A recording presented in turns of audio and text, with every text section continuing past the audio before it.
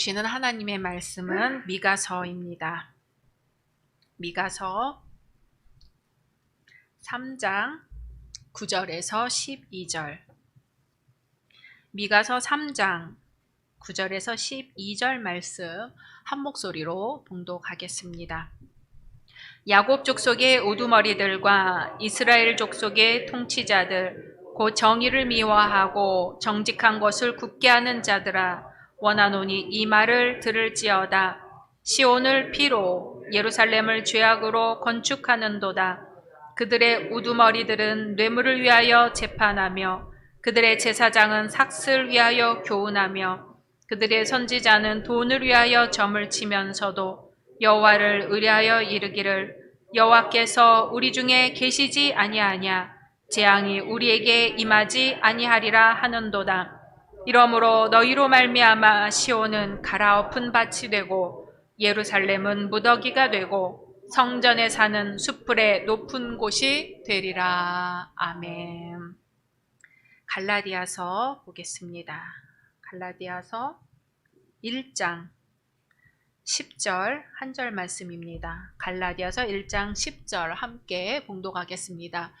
이제 내가 사람들에게 좋게 하랴, 하나님께 좋게 하랴, 사람들에게 기쁨을 구하랴. 내가 지금까지 사람들의 기쁨을 구하였다면 그리스도의 종이 아니니라. 아멘. 복음서 마태복음 6장 보겠습니다. 마태복음 6장 19절에서 24절 말씀까지 한 절 한 절 교독하시겠습니다. 너희를 위하여 보물을 땅에 쌓아두지 말라. 거기는 좀과 동록이 해하며 도둑이 구멍을 뚫고 도둑질하느니라.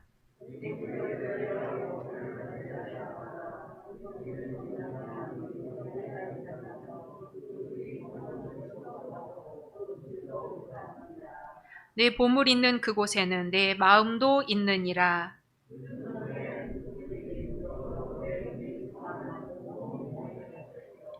눈이 나쁘면 온몸이 어두울 것이니 그러므로 내게 있는 빛이 어두우면 그 어둠이 얼마나 더하겠느냐. 한 사람이 두 주인을 섬기지 못할 것이니 혹 이를 미워하고 저를 사랑하거나 혹 이를 중히 여기고 저를 경히 여김이라. 너희가 하나님과 재물을 겸하여 섬기지 못하느니라. 아멘. 오늘 함께 예배 드리시는 우리 현장의 성도님들, 온라인 예배 드리시는 모든 성도님들을 주님의 이름으로 환영하고 축복합니다. 우리 다 같이 사도행전 교회의 핵심 가치 선포하겠습니다. 오직 예수, 오직 복음, 오직 교회, 오직 하나님의 나라. 아멘. 올해 받으신 약속의 말씀 암송하시겠습니다. 시편 52편 8절 말씀. 나는 하나님 전에 감람나무 같으며 하나님의 인자하심을 영원히 의지하리로다. 아멘. 말씀대로 이루어 주실 줄로 믿습니다. 세계적으로 유명한 오케스트라 지휘자인 레오날드 번스타인에게 어떤 사람이 이렇게 물었어요. 번스타인 선생님, 수많은 악기 중에서 가장 다루기 힘든 악기는 무엇입니까? 라고 물었더니 이렇게 대답합니다. 제2 바이올린입니다. 제1 바이올린을 훌륭하게 연주하는 사람은 얼마든지 구할 수 있습니다. 그러나 제1 바이올린을 연주하는 것과 똑같은 열의를 가지고 제2 바이올린을 연주하는 사람을 구하기는 쉽지가 않습니다. 만약 아무도 제2 연주자가 되기를 원하지 않는다면 어떻게 음악이 가능하겠습니까? 라고 대답을 하는 것이었어요. 공동체가 바로 서기 위해서는 앞에서 이끄는 사람도 중요하지만 뒤에서 조용히 밀어주는 사람도 소중합니다. 서로를 귀중히 여기는 마음으로 돌아볼 때 함께 섬길 수 있는 공동체가 되는 것이지요. 공동체가 바로 서기 위해서는 드러나는 사람보다도 드러나지 않지만 밀어주고 있는 사람을 소중히 여길 줄 알아야 합니다. 우리가 구약의 창세기를 거쳐 출애굽기, 레위기, 민수기 이 성경을 보고 있는데요. 아마 인류 역사상 가장 오래된 책들 중에 하나일 것입니다. 그만큼 과거에 인간들은 어떻게 살았을까? 어떤 생각을 하며 살았을까를 엿볼 수 있는 책들이지요. 과거의 인간이 얼마나 달랐을까 싶지만 사용하는 도구들은 달라졌을지 몰라도 인간 자체, 인간이 사는 사회 자체는 그렇게 달라지지 않은 것 같습니다. 오늘 구약 말씀인 미가서를 볼까요? 미가는 기원전 8세기경 8세기 말경 사마리아와 예루살렘에서 활동하던 예언자입니다. 미가는 지도자들에게 여호와 하나님의 말씀을 선포했던 사람이죠. 이사야, 아모스, 호세야와 거의 같은 시대에 활동을 했습니다. 특히 미가 선지자는 사회 지도자들의 불의를 고발하고 하나님의 심판을 선언한 것으로 유명합니다. 오늘 말씀에서는 예루살렘의 멸망을 선포합니다. 미가 선지자는 하나님 말씀을 통해서 그 당시 예루살렘 사회를 이끌어 나가고 있던 지도자들, 왕족들, 제사장들, 예언자들이 저지르고 있던 불의를 고발하고 있습니다. 우리 미가서 3장 9절 말씀 함께 읽어보겠습니다. 시작.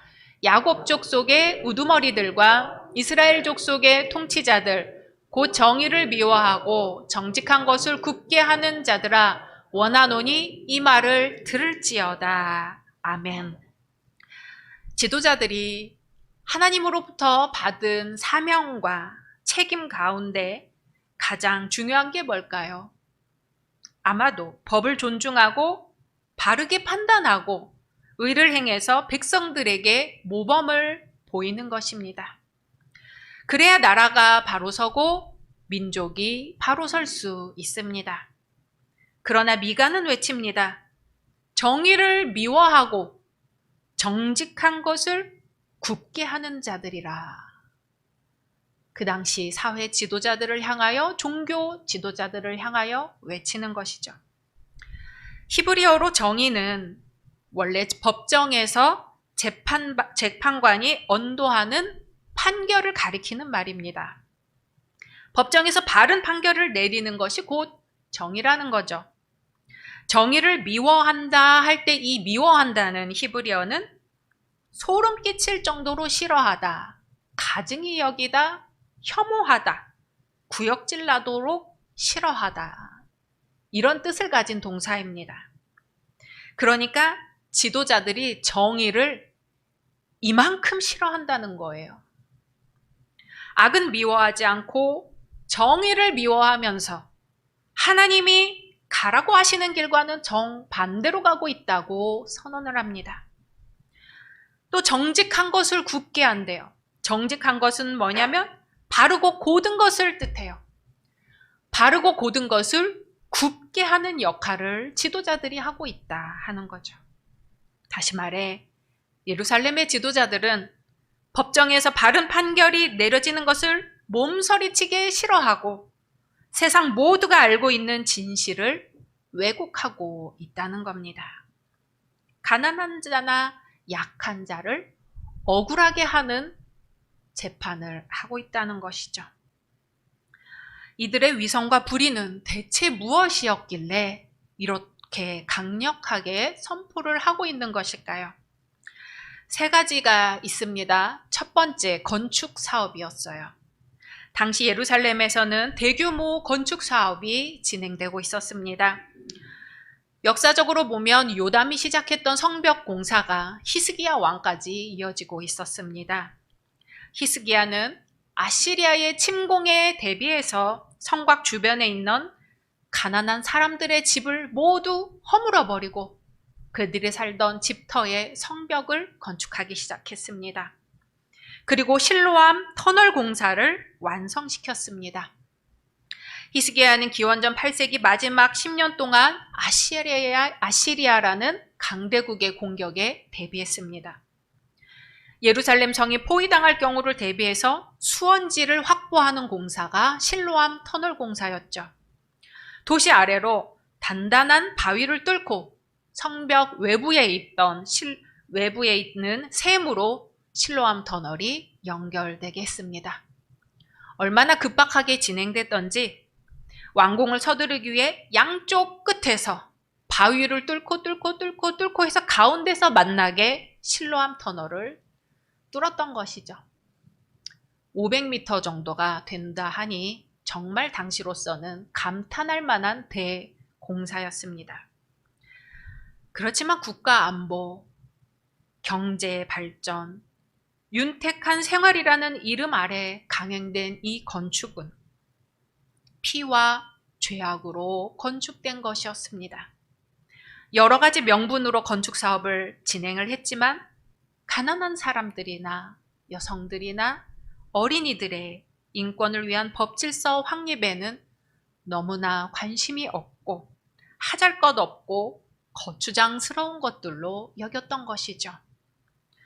법과 정의, 경제적 혜택은 일부 특권층만을 위한 것이었습니다. 하나님은 이 모습을 보고 계셨습니다.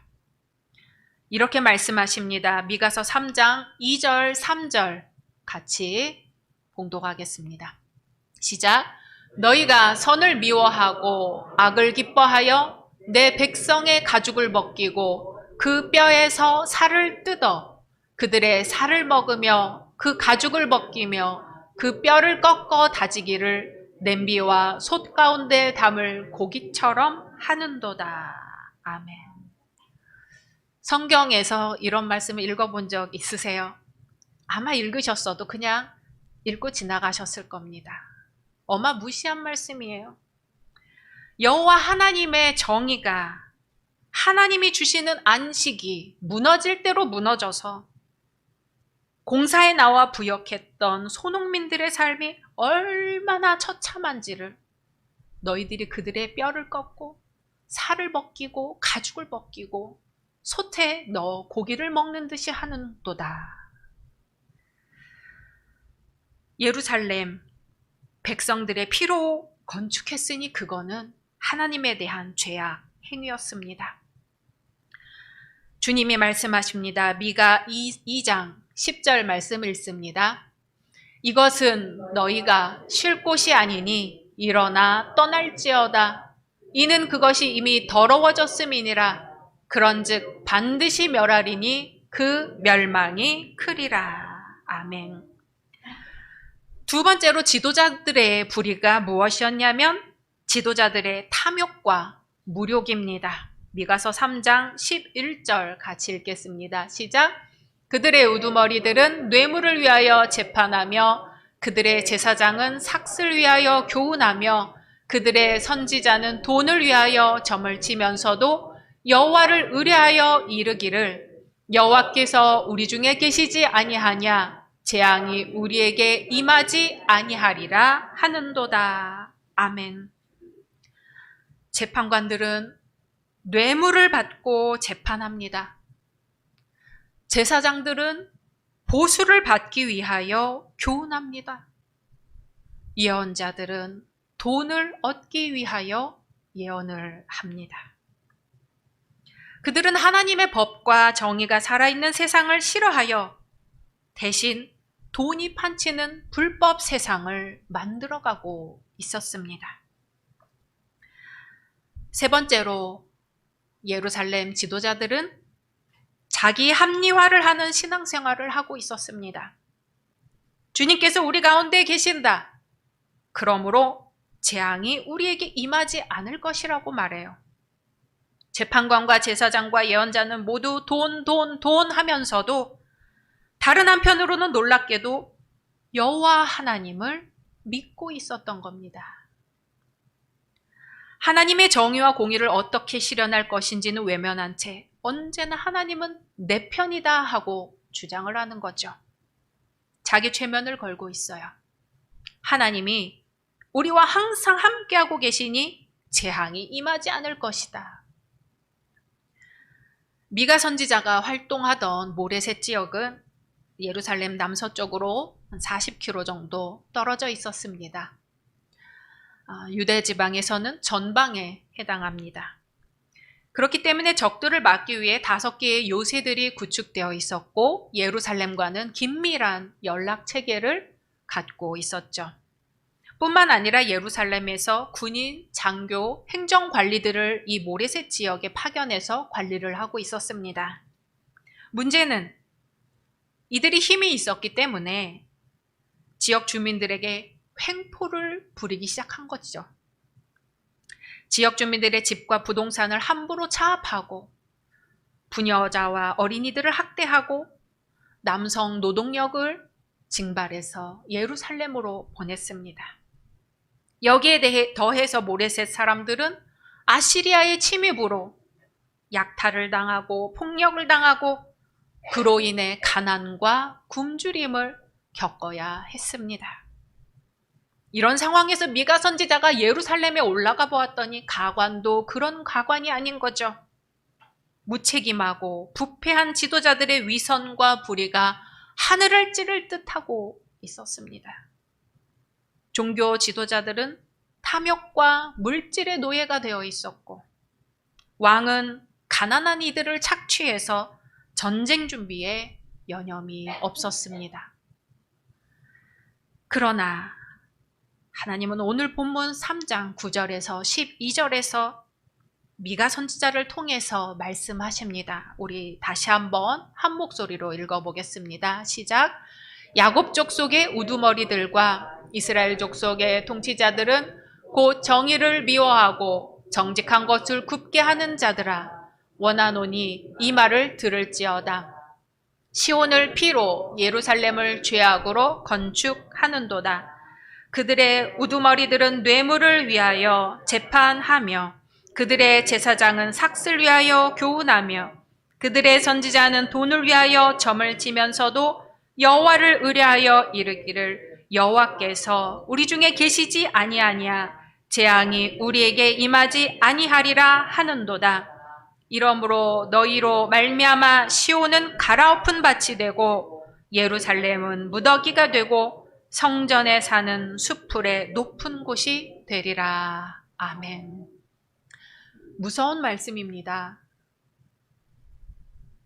하나님은 공의의 하나님이시라 이 모든 것을 그저 결코 간과하지 않으신다는 말씀입니다. 반드시 심판하셔서 하나님의 정의를 바로 세우겠다는 말씀이죠. 오늘 말씀 제목입니다. 필아르구리아. 돈을 사랑하고 돈을 자랑하고 돈을 움켜쥐는 것을 의미하는 그리스어 명사입니다. 성경은 모든 부조리와 비리의 근본 원인을 필아르구리아라고 선언합니다. 자꾸 움켜쥡니다. 예수님은 분명히 사람이 떡으로만 살 것이 아니요 하나님의 입으로부터 나오는 모든 말씀으로 살 것이라고 하셨는데 사람들은 하나님께 재물을 구하고 있으며 하나님보다 재물에 더욱 마음을 쏟고 돈과 십자가를 분별하지 못한 채 그 둘을 함께 구하는 것이 믿음과 축복인 것처럼 착각하고 있습니다. 그런데 무엇이 더 충격적이냐면 이들은 모두 하나님을 믿으면서도 불의를 행하고 있었다는 것이죠. 그리고 자신들의 그 불의를 신앙으로 정당화하고 있었습니다. 이들은 물질적, 기복적, 자기 과시적 신앙의 행위가 마치 복음인 양 미화하고 폭력, 불의, 사기를 하나님의 이름으로 정당화해서 백성을 기만하고 국가를 멸망으로 치닫게 하고 있었던 겁니다. 그들의 우두머리들은 뇌물을 위하여 재판하며 그들의 제사장은 삭슬 위하여 교훈하며 그들의 선지자는 돈을 위하여 점을 치면서도 여호와를 의뢰하여 이르기를 여호와께서 우리 중에 계시지 아니하냐?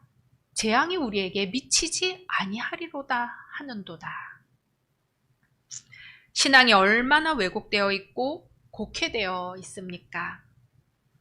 그런데 더욱 놀라운 것은, 더욱 충격적인 것은 과거 이스라엘의 이러한 모습들이 바로 오늘 현대 한국 교회의 모습과 현실이기도 하다는 점입니다.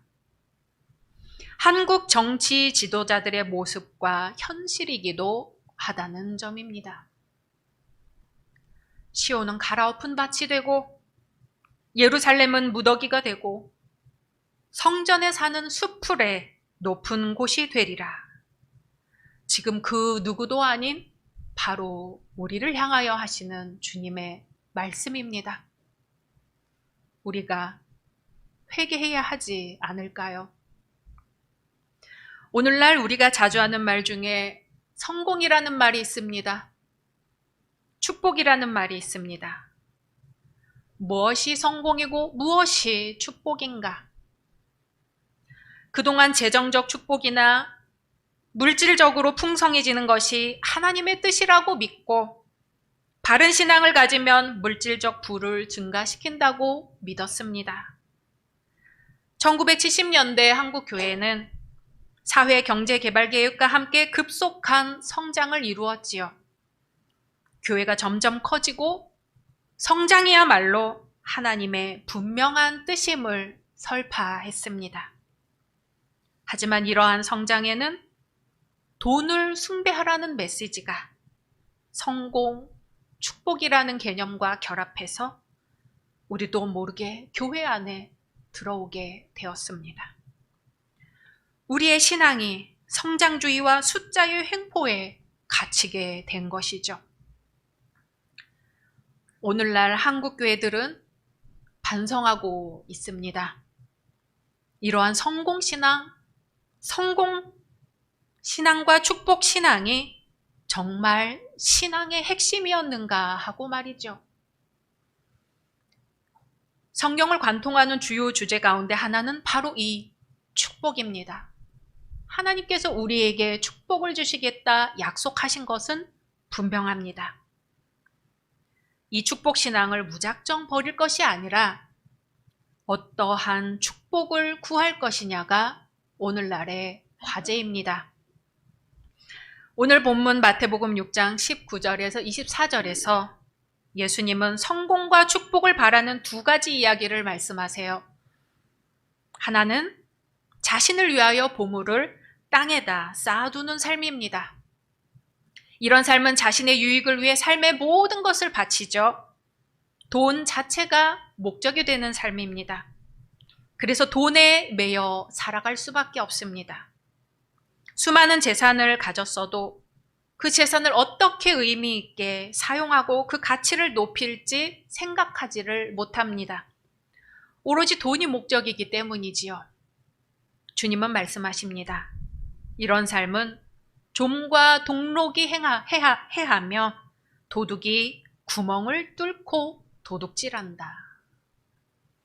그럼 어떻게 해야 할까요? 마태복음 6장 20절, 21절 말씀 우리 한 목소리로 읽어보겠습니다. 시작. 오직 너희를 위하여 보물을 하늘에 쌓아두라. 거기는 좀이나 동록이 해하지 못하며 도둑이 구멍을 뚫지도 못하고 도둑질도 못하느니라. 아멘. 재물은 목적이 아니라 수단에 불과합니다. 하나님 나라라는 진주를 위해서라면 모든 것을 팔아치울 수 있는 모험심도 우리에게는 필요하죠. 부당한 방법으로 돈을 벌려는 욕망, 재물이 자신의 지위와 명예를 말해준다는 오만, 재물로 모든 것을 다 할 수 있다는 망상에서 벗어나라고 우리 주님은 말씀하십니다. 재물로 하여금 나뿐만 아니라 다른 사람의 삶을 풍성하게 하고 더 많은 이들이 인간다운 삶을 살아갈 수 있도록 하라는 말씀입니다. 여기에 참된 성공과 참된 축복이 있다는 말씀이죠. 야곱의 아들 요셉으로 말할 것 같으면 숱한 고난을 겪긴 했어도 그만한 성공을 한 사람은 참 드뭅니다. 바로왕 다음가는 애굽 총리가 되어 천하를 호령했지요. 돈과 명예와 권력을 한 손에 쥐었습니다. 하지만 요셉의 삶을 한마디로 말하라고 한다면 다른 사람을 살리는 삶, 다른 사람을 복되게 하는 삶이었다고 말할 수 있습니다. 오늘 갈라디아서 1장 10절 말씀을 표준 세번역 성경으로 제가 읽어보겠습니다. 내가 지금 사람들의 마음을 기쁘게 하려 하고 있습니까? 아니면 하나님의 마음을 기쁘게 해드리려 하고 있습니까? 아니면 사람의 환심을 사려고 하고 있습니까? 내가 아직도 사람의 환심을 사려고 하고 있다면 나는 그리스도의 종이 아닙니다. 아멘. 우리는 지금 사람을 기쁘게 하는 자입니까? 아니면 하나님을 기쁘시게 하는 자입니까? 주님의 말씀입니다. 한 사람이 두 주인을 섬기지 못할 것이니 너희가 하나님과 재물을 겸하여 섬기지 못하느니라. 아멘. 우리 말씀 묵상하시면서 함께 침묵 기도하겠습니다.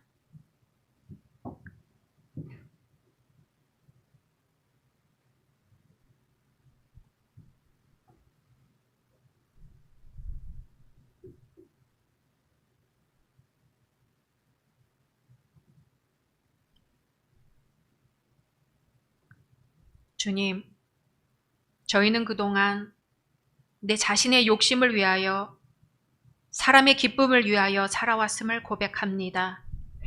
이 시간 회개하오니 용서해 주옵소서. 이제부터는 하나님을 기쁘시게 하는 자로 살려고 합니다. 하나님이 주시는 축복을 분별할 수 있는 지혜를 주시사 주님은 인애와 공평과 정직을 행하기를 원하는 분임을 잊지 않게 하옵소서. 예수님의 이름으로 기도드립니다. 아멘.